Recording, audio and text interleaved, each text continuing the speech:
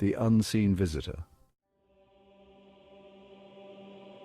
In the quiet countryside of Yorkshire, the peaceful village of Morton-on-Swale is the type of place where everyone knows everyone.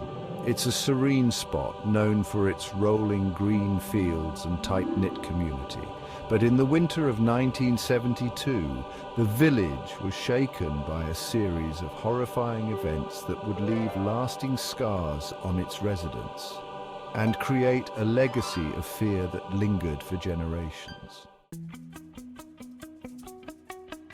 Sarah and Tom Rigby were a young couple who had just moved into a quaint stone cottage at the edge of the village. It was a beautiful place filled with old-world charm and surrounded by the misty hills of the Yorkshire Dales. The locals, though friendly, seemed oddly hesitant when the couple mentioned where they were living. It started with little things. The Rigbys began noticing small changes around their home. Items they were certain they'd left in one place would appear somewhere else. Doors that were closed would be left open. Sarah thought it was Tom playing tricks on her, and he thought the same of her. They laughed it off, dismissing it as part of settling into a new home, but soon the laughter faded. One night, as they lay in bed, they heard footsteps creaking down the hallway outside their bedroom. Sarah turned to Tom, wide-eyed. "Did you hear that?" she whispered. Tom nodded, his face pale. He grabbed the bedside lamp and slowly opened the bedroom door, shining the light into the hallway. It was empty. They searched the whole house, but found no one. They bolted the doors and windows, reassuring themselves it was just the wind, or maybe an old house settling. But deep down, they both knew something was wrong. Over the following days, things only grew stranger. Sarah started hearing whispers, faint, fragmented sentences that seemed to come from the walls. Late at night, she would hear a soft male voice repeating words she couldn't quite understand. Tom tried to reassure her, but she could see the fear in his eyes. He was hearing it too. Then one evening, Sarah found something chilling in the cellar. A dusty leather-bound notebook tucked into a crevice in the wall. Inside were the scribbled, almost frantic notes of a man named John Dyer, who had lived in the cottage years before. The pages were filled with similar entries, each more desperate than the last. John Dyer had believed that someone, or something, was living within the walls of the cottage, tormenting him. The final entry was the most chilling.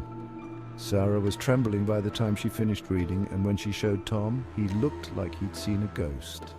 But as unnerving as the entries were, they weren't enough to make the couple leave. They chalked it up to the ramblings of a disturbed mind. Maybe the man had been delusional, or maybe he'd been paranoid. But that night, as they lay in bed, the footsteps started again. Slow, deliberate steps that seemed to come from inside the walls, moving ever closer to their bedroom. Tom got up, heart pounding, and pressed his ear to the wall. Nothing. And then a faint whispering, so close it felt like someone was standing right behind him. "Get out!" They left the house the next morning, too afraid to stay another night. It was only after they'd moved out that they heard the full story. John Dyer had not been the only one who'd claimed strange things happened in that cottage. The police had dismissed him, but he was only one of 3 previous residents who'd complained of similar disturbances. And then there was the most chilling discovery of all.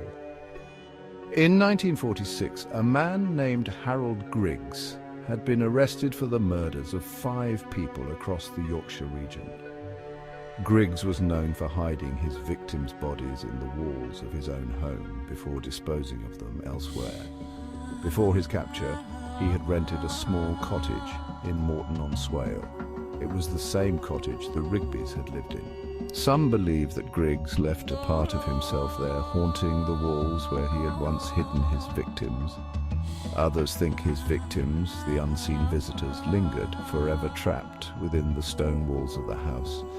The Rigbys, though they tried to put the experience behind them, could never fully shake the feeling that something from that house had followed them, watching, waiting. And to this day, the cottage on the edge of Morton-on-Swale remains empty, its windows dark, its doors locked.